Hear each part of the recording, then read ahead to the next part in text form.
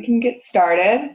So thank you everybody for coming. This is kind of weird, like doing a webinar when I can't see anybody, but I'm Emily and I'm from Montecatini. I'm the Director of Business Development. And for those of you who don't know anything about Montecatini, we're in Carlsbad, California. And we are a primary eating disorder treatment facility for women ages 16 and up. And we have all levels of care. So we have residential, PHP, and IOP. And our newest addition to Montecatini's programming has been our Wellness Center, and that opened up about a year ago. And so we have a Wellness Center that's inside our outpatient center, and we have an exercise physiologist that works with the clients there one-on-one once they're approved, and kind of helps them rediscover joyful movement and a healthy relationship with movement again. So yeah, that's kind of what Kelly is going to touch on today.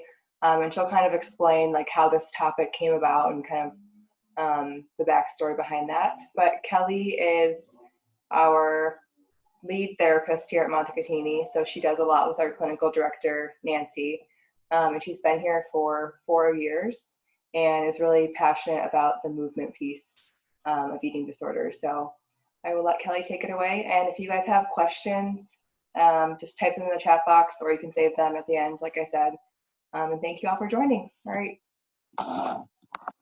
And sorry for Kim, your question, video is not available. So it's, I can send out the contact list after.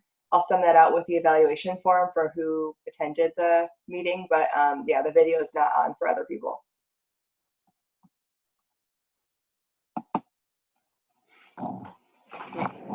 Hi, everyone. So I think Emily's going to sign on as the co-host, so she can actually be looking at the chat, and she might just poke me if any questions come up, just because I don't want you to have to see the chat box on this. I'll do my best that I can with doing something I've never done before. So I'm just going to assume that everyone's waving back at me and that there's 200 people on this chat. But I'm really excited to share all of this with you. One of the reasons I think this might be really helpful in talking about exercise avoidance is because it's often a underreported, understudied, and also underdiscussed topic in eating disorder world. Like we all know, we typically look at the over-exercise behaviors. We look at people's frequency, amounts, compulsions in wanting to exercise or in needing to exercise. And so I think one of the reasons that this is important is to see the other side of the spectrum. We're working on, there we go. So this is just a kind of quick intro as to why avoidance is so popular and why it's necessary to look at. As anyone who knows Charlie Brown, this is Linus. He's talking to his friend Charlie, and the whole point is him saying like, I avoid all problems. And so in our population, we know that patients with eating disorders will typically also avoid things to decrease their level of discomfort. And so again, the highlight of this is why they would be avoiding exercise in general. So my hope for you today is to be able to describe some research trends around exercise behaviors, so both over-exercise and hopefully avoidance to exercise or even under-exercise, to also be able to implement some assessments and ways to identify this in eating disorder behaviors, specifically in anorexia and bulimia. And then lastly, just to be able to notice and maybe be aware of some of the causes behind why somebody would avoid, and also how prevalent this actually is. So I'm going to start off just with some stats. I won't read them all, but these are things that most of us know. We know the intensity of eating disorders and the big health risks and even death rates that they have. So just a couple of them that I want to point out. Over 30 million people actually suffer from eating disorders in just the US alone. Of the people with anorexia nervosa, at least 1 in 5 of them will die by suicide, which makes this the third deadliest disease, including diabetes, cardiovascular diseases. And lastly, one of the things this is really pertinent to this, is over 70% of people who suffer from the eating disorder, so of that 30 million, will not seek treatment due to stigma, misconceptions, and lack of education, among other things. So the stigma is a really big piece that has to do with this avoidance, and we'll keep touching on that a little bit later. I don't want anyone to think that I'm saying exercise is bad. So I do want to I want to be able to note that, as Emily said, like, we have a wellness center. We have this wonderful exercise physiologist. We have our director of nutrition, and our whole team is constantly talking about, how are you moving? How can you move in a beneficial way? Does it feel good when you're moving? And of course, there is a lot of research backing that exercise is positive. A lot of health professionals will speak about how it helps cardiovascular, it helps depression and anxiety, it helps us get outside, so it helps our mood in general. So there's a lot of benefits in both health and psychological parts when somebody exercises. So this is good. We like this. Right now, again, I'm assuming that everyone's laughing since I can't see you. It's going to make me feel a little bit better. Along with the benefits of exercise, there's also some negatives. There's some risks. And this really leads to the over-exercise category that I want to be able to touch on, because this is where the research is. So a big thing that I think is helpful to point out is there's a paradox associated with over-exercise, because when we're exercising in a balanced way, this is associated with, decrease in anxiety, decrease in depression. But the paradox about that is when we exercise too much, it's actually associated with higher distress and higher anxiety, and even lower positive body image. There are also negative physical complications. So if we're underfueling, if we're unable to stop, there's more sports-related injuries. So I think this is an interesting thing that a lot of our clients come in, as well as people in society, and say exercise is good, but they're also not realizing that too much exercise is also not so good, and doing all the opposite work that they're trying to accomplish. So I think that's something to point out that's really helpful to be able to reality check with our clients too. Yeah, and I think Kevin says that's bad. So I hope you guys are getting little laughs in this, just like me. One of the things that I want to kind of lead into is our society looks at a couple different points of exercise. We look at, this normal, as in, like, I'm not exercising for fitness. I'm not going to the gym every day, but I am kind of moving around in my day-to-day lifestyle. Then we see this kind of fitness benefits. So we see a lot of people on Instagram or in magazines, this like building muscle, building things for their sport, training all the time. And so we see that there's this category that people are able to focus on. And even right now, people can't stop focusing on the number of times people are working out to improve health. And then lastly, like I was pointing out before, is we focus on the too much exercise. We see that that's a problem. There's immediate psychological and physical risks to that. So unfortunately, while this looks like a continuum, or it looks like a whole spectrum, there's the too little exercise is actually missing from this. And that's where I really want to bring this up today, because these are all helpful and important to be able to point out. And so is the exercise avoidance. So kind of going back to how we as a population, how we as professionals identify overexercise, I think it almost seems intuitive at this point. If somebody is exercising like a number of times a day, like the frequency of it, we kind of already have our light switch go on of like maybe something's a little bit too much. If somebody feels like they cannot stop exercise, even though their dietitian or their exercise physiologist or even their doctor recommended it, we feel like those little red flags are kind of going up in our mind. So a lot of this that we're identifying, I think as professionals, because we see the broader picture, we can kind of piece together that there's an intuitiveness to maybe this is more intentional to either lose weight or to control a situation or even to decrease that depression and anxiety. But some of the things that help us with that intuition is being able to see, you know, somebody's not able to stop this. Somebody's getting injured or they're getting sick and then they're still doing it. Somebody's under fueling for the amount of their exercise. Somebody's exercising, you know, 3 to 4 times a day, if not more. So these are things I think that have helped us along the way in being able to identify the overexercise behaviors, specifically in anorexia and bulimia.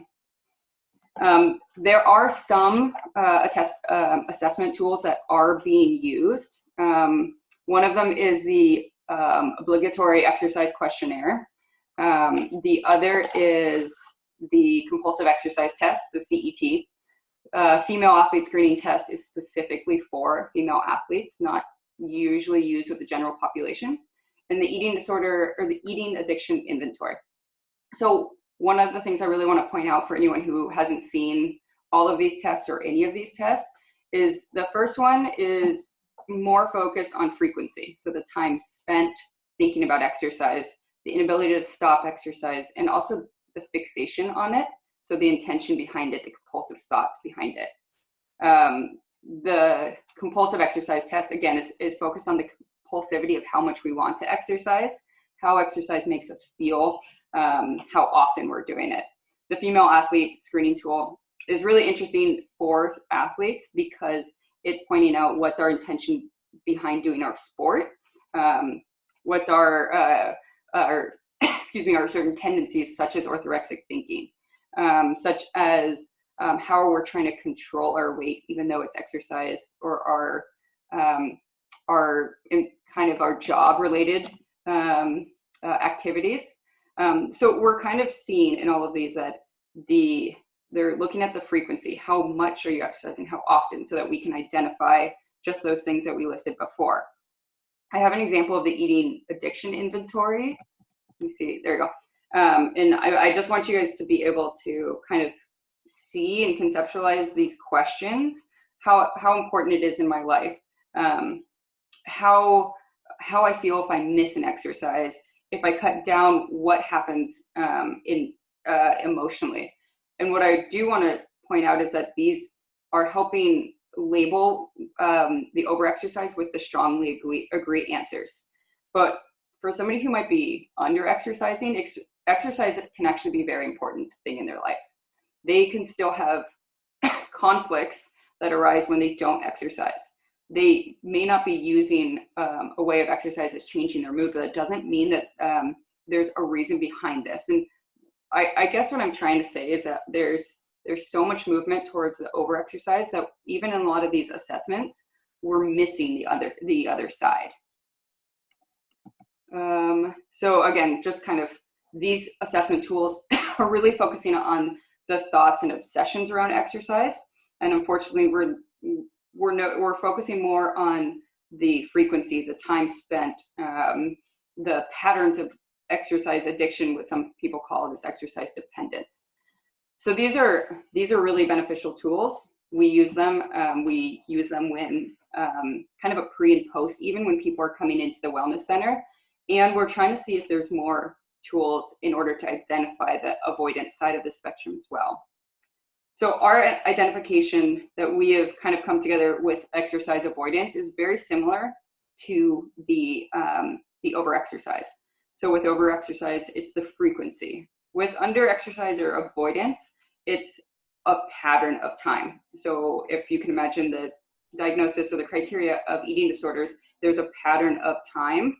And this we feel like is the same with the avoidance because it's a behavior. So if somebody hurt themselves and they were out for 3 months because they sprained their ankle, that wouldn't be quite exercise avoidance. But that would be something that we can look at as it will maybe lead into 6 months, will maybe lead into 9 months. Somebody who feels sick so they didn't exercise for a week or two, again, not quite exercise avoidance. This pattern of time is what we're really looking for. Quitting goals to exercise, not doing recommendations. And so while on over-exercise, we have this inability to stop, this side, it's going to be this inability to even put our shoes on and start. And then same with the intentions to either lose weight or to decrease anxiety. With the over-exercise, we want to look at the intentions behind the avoidance. Because for some people, the avoidance shows our body more often, or the exercise shows our body more often. So we would want to avoid being seen. For other people, exercise might put on muscle mass and they might want to not change their body. So there's a lot of reasons why somebody's avoiding, but very similar. There's a lot of reasons why somebody's over exercising. So we want to be able to point those out.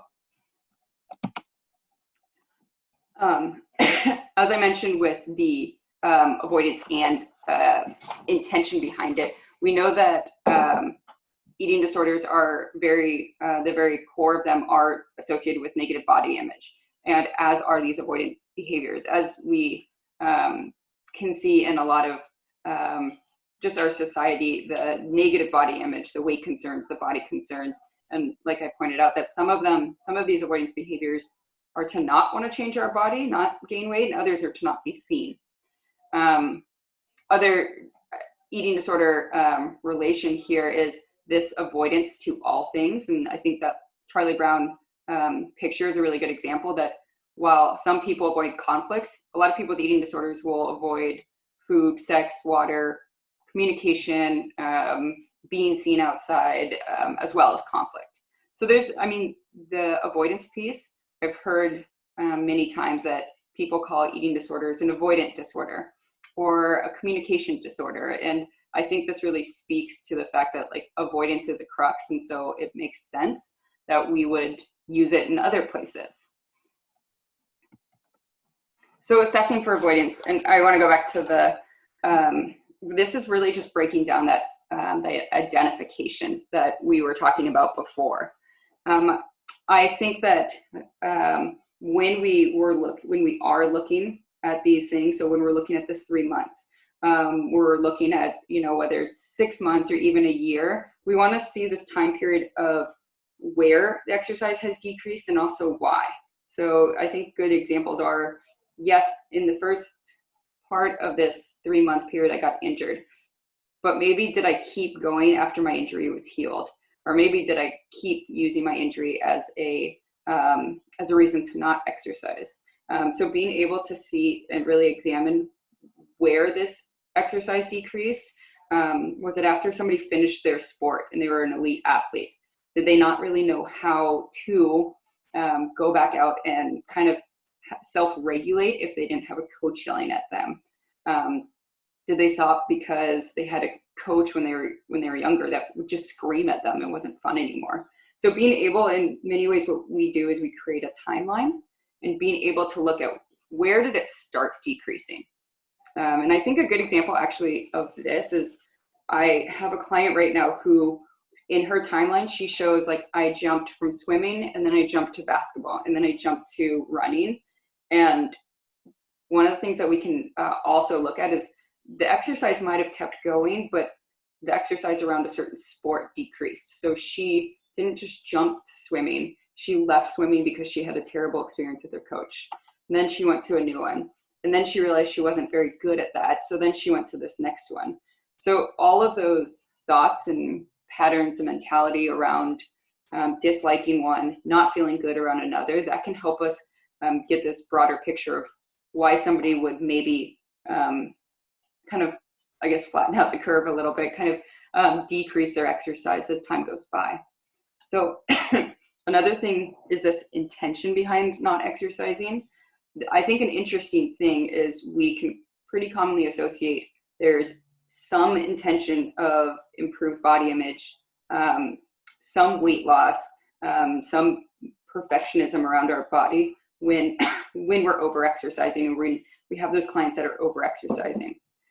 The intention on the other side seems to be also have more variability.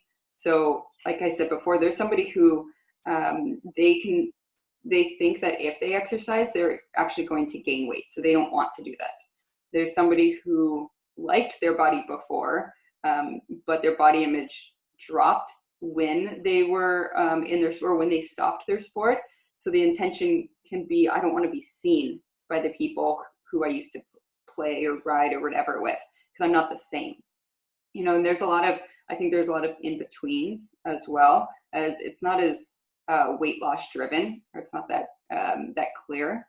I think there's two that I think are really important. The exercise history really goes into that timeline of when somebody was joyful, when somebody went and played tag with, you know, their friends at recess, when somebody was really good at a sport and they loved playing with their friends. And then being able to, again, see those points in times that really kind of started a trend of up and down with exercise. And what adds to these things that we're assessing for is maybe some of the somatic experiences somebody feels around exercise. We do NIA here at Montecatini, which is like a dance, you know, the leaders just kind of leading them in like a very, you know, free flowing dance experience where they're, you know, shaking their elbows and jumping around, and it's very, you know, decreases a lot of shame just to get out there. And at the same time, we've had some people say, the music is so loud and I'm sweating, I don't feel comfortable, because this is reminding them of some possible trauma. It's bringing them back to a place, you know, physiologically that they are working very hard to get out of. And so being able to just notice why somebody would avoid, there's a lot of different reasons in here that just we're finding here at Montecatini. And I'm sure there's more. I think this is part of the reason why we want to talk about this, so that people can kind of keep bringing up their experiences with clients or adding to this information. So I think one of the big parts of this, again, is the, like, why is somebody wanting to not do NIA, or why does somebody not want to go on a walk with their friends? And I think if we take those as somatic experiences, that kind of helps us open this door. So do they have a trauma? You know, was there something that happened physically, sexually, emotionally with a coach of theirs? What about with a parent of theirs while they did this sport? What if they got a lot of attention because they were really successful and they did not want any of that attention? What if they were a swimmer and they were asked to do anything they can to, like, cut down that second or that millisecond? You know, what if they were so good at their sport before that they have such a big fear of failing at this next thing? They're not good at just this balanced lifestyle yet, so they don't even want to start. What if they were not even picked for a team? I don't know about anyone here, but I was never picked for, like, you know, I guess it was like softball, kickball, any of these things. And that feeling of not being picked, I wouldn't want to keep putting myself out there if I have to relive that feeling over and over. I think a big one, again, is this loss of identity. And the loss of identity can be another webinar or presentation in itself, because so many things come from this identity piece. Whether you're an elite athlete or a runner or a swimmer or any of these things, that you practice this craft for anywhere from, you know, 10 to 15, even 20 years. And then when your craft is over, say from school or from, you know, kind of just aging out, we have this identity that we lose. I don't know if anyone's ever watched Cheer, the new Netflix drama, but they speak to that. They say, I have 2 years to do, you know, to win every award that we get, you know, 2 minutes to perform in. And after that, there's nothing like what we're doing now. You know, we're doing this really extreme gymnastics, but there's nothing after that. They really point out that there's professional cheerleading, but they're not doing the same things as we are. There's some clubs, but, you know, they don't go anywhere. There's no professional gymnastics unless you go on to a national team. So I think this loss of identity, we see it like bleed into substance abuse disorders. We see it bleed into eating disorders. And so I think, again, that's something that we could pick apart for at least another hour. So I do want to point out that the avoidance disorders aren't talked about as much. And when we at Montecatini, we have both an exercise group in our wellness center. So it's kind of a gym that they get to just see how they do. They get to expose themselves to treadmills or rowing machines or bikes or things that have often been very triggering for a lot of them, but also for some who have no interest in going to a gym. So we like to be able just to bring them in and see if it has as much power as it used to. In the meantime, we also have a lot of like fun groups. You know, they go play catch, they go play kickball, they hula hoop, and they get on one of the trapeze. Like there's a lot of things that they are doing. And our goal isn't to bring the over-exercisers back to the middle. It's to bring everyone to that middle, because we have more than just over-exercisers in our eating disorder populations. So we have that group, and then we have a group that I lead, which is basically what we call movement and moderation group. It's both a process group at times and also a psychoeducation group about exercise and our relationship with exercise. And one of the things that we've brought up throughout the probably year or so that we've had this group is that more people actually engage in this exercise avoidance than are even talking about it. There's a lot of personal accounts of people with all different eating disorders, whether it's binge eating, bulimia, anorexia, that they've had many periods of time in their history where they're avoidant. And at the same time, they're saying what a common thread is that they don't want to discuss the avoidance because there's this stigma that if I don't exercise, then I'm not strong. I'm not as strong as those who can keep exercising or those who can restrict. And there's a shame that comes up also because it's just simply not talked about as much in our community as it is over exercising. And so I think it is really helpful to see that while over exercising is looked at as a form of purging, it's not the only indicator of an eating disorder. We're not asking really for this to be in the DSM, but it is something that we can, we can look at as another part of the identification of these eating disorders too, because again, there's so much of it that is connected to body concerns, weight concerns, even trauma, any of these concerns around somebody's body.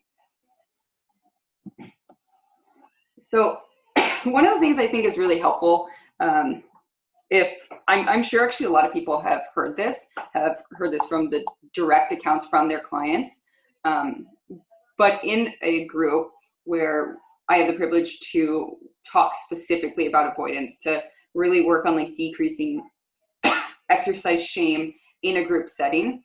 Some of the quotes from people I did want to share. So this quote from somebody said, "I'm lazy, I'm weak." And she was talking about if I don't over-exercise or even moderately exercise, this is what I'm looked at by society and people and my peers.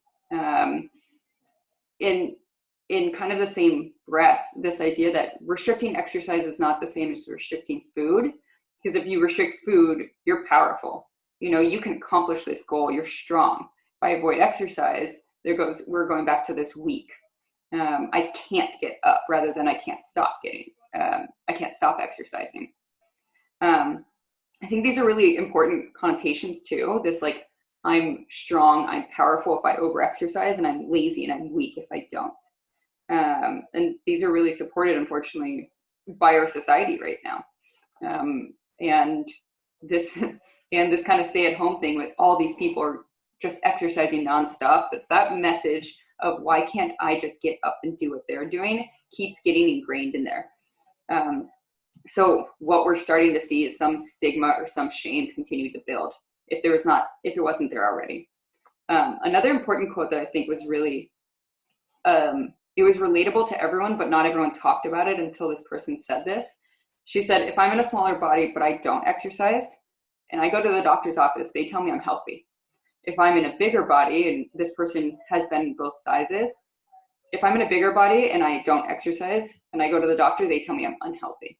So it's not as there. I think some of the issues here is we aren't looking as much about the behaviors, the exercise. We're looking about somebody's body size and saying, you should exercise, you need to. Oh, you're smaller, you don't need to exercise. And so it creates a shame, you know, it creates that idea of like, well, I'm weak. If I was smaller, I did this, I'd be strong, but I'm bigger. And so they're saying I'm weak in some ways. I'm not doing enough. I think that's something that stood out to most clients. They were very relatable. They all related, and even those who have not been in both size bodies, but those who were in a smaller body, they held a lot of empathy for how other people are treated. And I think that's, you know, doctors' offices are typically really hard for clients. And so when those comments come, it kind of increases whatever they were feeling in the first place. These last ones, so these are mostly from people who were previously athletes. I don't want to be seen running in this new body. So I've heard this before, this idea of I don't trust my body. My body's changed. I don't even want to go outside in this. I hate my body. And so we can, you know, start to think of what some of the reasons why somebody wouldn't want to start following recommendations, why they wouldn't even want to go outside. They wouldn't want to go around their friends who they have this kind of body transformation. They have maybe gained weight, they've maybe gained muscle, and it doesn't feel secure even to reconnect with their old friend groups. This one was said in actually the last few weeks. Somebody who is a cyclist, not a professional cyclist, but a very elite cyclist and successful one. And she said, I've been in treatment for the last 3 months, and I'm not as good as I used to be, like skill-wise. So I don't even want to show my face to my old riding group. So this is even further than the body image. This is this perfectionism of like, I used to be good and now I'm not. So I'm not going to start this at all. It just feels too terrible. And I just keep thinking that all of these statements are so relatable to those with eating disorders. So I'm going to be looked at a certain way. I'm going to fail. People are going to see me in all of my insecurities. And these, again, this avoidance is so tied to eating disorders. I don't want to wear workout clothes because I don't look the same in them as the people around me. So I don't even want to go to the gym because those girls that are on the machines, they are thin and I'm not. I don't even want to go outside because people will see me in exercise clothes and judge me. And I think we can just start to see like all of the reasons somebody just wouldn't want to even press that start button. So some of the things, I'm taking a little deep breath and slowing down. Some of the things that our exercise physiologist, Adrian, our director of nutrition, Leah, myself, and at this point, most of our teams, so whether it's all of the dietitians, all of the therapists, even people at intake, they're able to kind of start using these tools when somebody comes in. So I think we've even revised our intake to not only say, do you exercise this many times a week, but also looking at the intention a little bit too, just to kind of get our eyesight around, you know, what's coming in, how can we assess and support people. One of the things that I think Adrian, our exercise physiologist, is doing a really good job with is both finding this history of exercise with somebody, having them draw a timeline. If she doesn't think that they're maybe clinically appropriate to come in and just start doing exposures in the gym or in the wellness center, she's going to have them do a few assignments, tell her what their history is like, show her when it was actually fun, show her what the things they used to like to do, and then also the things that really weren't fun and were hard and exercise or and eating disorder related. So one of our first things that we have done ever, or that we do ever, is this timeline. And then Adrian will also create this intention chart with them. It's this T chart that says, this is what I'd like to do, and this is the goal that I'd like to get out of it. And oftentimes we can also see, this is my eating disorder goal, and this is my recovery goal, and do they match up? I think those are both really helpful tools that we can use. And then obviously this exposure piece. So how can we expose somebody to, if they can't even start the button to get outside and walking, how can we walk with them for a session? How can we say, like, maybe wear workout clothes if you feel like it, and we'll just do that in a session, or we'll have you go to our wellness center for just an hour. And so being able to kind of expose people to just the opportunity, the supported opportunity to just take little steps. I think that's really helpful. Again, letting our clients go play, like, capture the flag or soccer or whatever they feel like they want to do, like exposing them to when exercise was fun again, because a lot of times it's not enjoyable in any way when they're coming into our treatment centers.